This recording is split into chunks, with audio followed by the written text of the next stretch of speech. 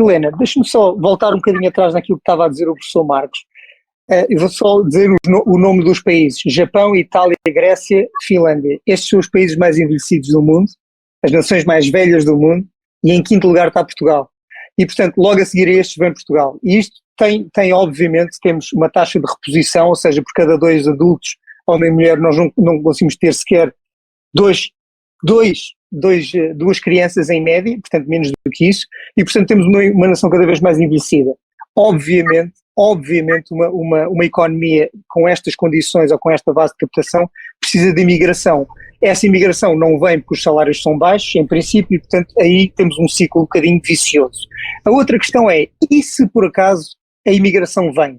A partir daí temos de novo a questão dos populismos a virem ao de cima, e eu não digo só os de direita, eu digo também os populismos de esquerda. Ou seja, é uma possibilidade que para Portugal ter de resolver os seus problemas económicos, tem de lidar ainda melhor com a questão do populismo.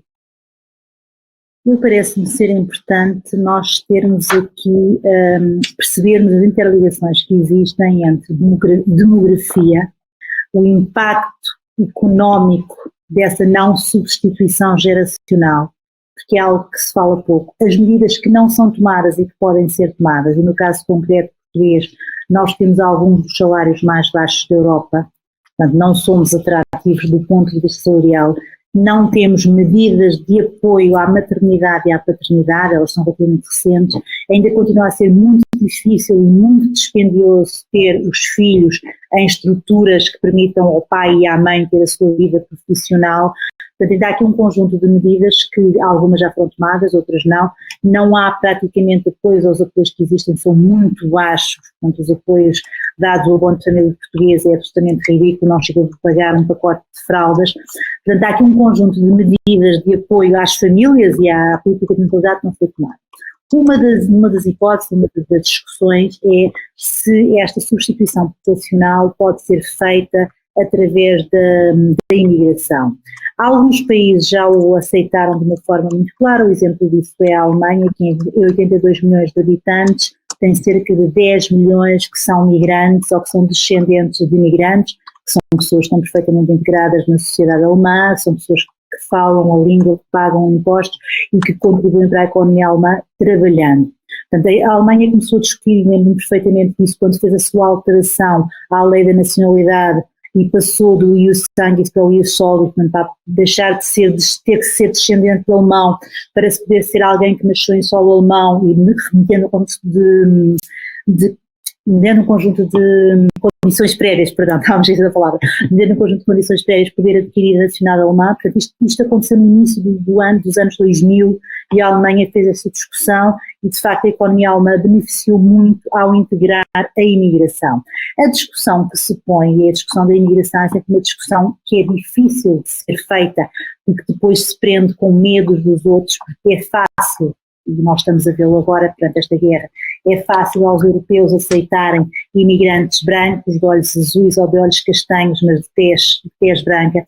É muito mais complicado para os europeus aceitarem imigrantes vindos, por exemplo, de países muçulmanos ou de países africanos, porque aqui depois entram também na equação dois fatores, o fator religião e o fator racismo, existente ou não existente nas sociedades, e sobretudo aqui o medo do desconhecido e o medo do outro.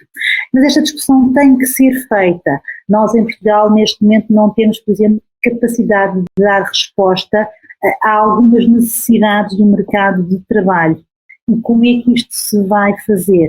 Portanto, temos que discutir bem quem é que nós queremos trazer para Portugal, porque a imigração, eu sou favorável à imigração e acho que a imigração enriquece os países, mas quem é que nós queremos ter, em que condições e sobretudo que respeitem, isso parece-me ser importante dizer de uma forma muito clara, que respeitem as normas do país que os acolhe. Foi isto que a Alemanha disse de uma forma muito clara e as coisas têm corrido mais ou menos bem. Há aquilo que os alemães chamam os cursos de integração, onde as pessoas do espaço não europeu, obviamente, que querem vir para a Alemanha, fazem um curso onde aprendem os valores fundamentais, aprendem os valores fundamentais da Constituição alemã, aprendem o que é que os alemães estimam, o que é que não estimam, não significa que não tenham liberdade de continuar a praticar a sua religião, de continuar a viver segundo as suas tradições, mas no entanto percebe a coisa cliente. E outra coisa que me parece fundamental neste debate é a questão da língua. Eu estou a dar o exemplo alemão porque já trabalha nisto há mais tempo, mas não é só a Alemanha, há outros países, sobretudo do norte da Europa, que fazem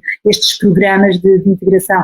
É a questão de alguém que vem para um país dominar a língua, ou pelo menos ter conhecimentos linguísticos suficientes para exercer a sua profissão, mas também para se defender e para poder interagir. Isso parece-me fundamental. Eu dou um exemplo concreto. Em 2015, a Alemanha acolheu cerca de 1 milhão de refugiados sírios, na altura em que a chanceler Angela Merkel abriu as portas e decidiu receber os sírios. Boa parte desses refugiados está integrado no mercado de trabalho. E porque houve um esforço muito, muito, muito grande, apesar dos movimentos políticos e apesar de se tentar fazer um aproveitamento político dessa situação, certo é que houve uma união entre economia, portanto empresas, setor empresarial, sindicatos, igrejas católicas, igreja evangélica e as próprias organizações, portanto, que integram os muçulmanos. Houve um trabalho conjunto da sociedade alemã que permitiu que estes refugiados, que poderiam ser problemáticos à luz dos populismos, fossem integrados, estivessem no mercado de trabalho, tivessem uma boa resposta. Portanto, isto é uma discussão que nós temos que fazer, é uma discussão que não é fácil, é uma discussão que, como dizia o Nuno muito bem, pode alimentar populismos, porque o populismo está sempre à espera de portanto, lidar com os medos, sobretudo quando os migrantes ou quando os refugiados são de uma religião que é diferente da religião dominante na Europa e, sobretudo, que nós conhecemos as violações aos direitos da mulher são permitidas, ou que muitas vezes são pretexto de algumas religiões e que isso não se compactua da forma como nós vivemos na Europa. Portanto, esta é uma discussão que é muito sensível, mas que tem que ser feita. E a Europa não vai ter mais filhos, isso parece-me ser uma coisa muito clara. E, portanto, se queremos resolver um problema que também é económico e depois também se depende do bem-estar, essas coisas andam todas em cadeia, não é uma pescadinha de rabo na boca. Eu não sei se no Brasil conhece esta expressão.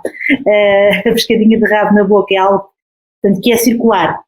E isto anda tudo interligado. Agora, que temos que fazer esta discussão, que temos que fazer de uma forma muito racional, muito retirar muitas das emoções e, sobretudo, fazê-lo de uma forma muito factual, isso parece-me ser importante fazê-lo.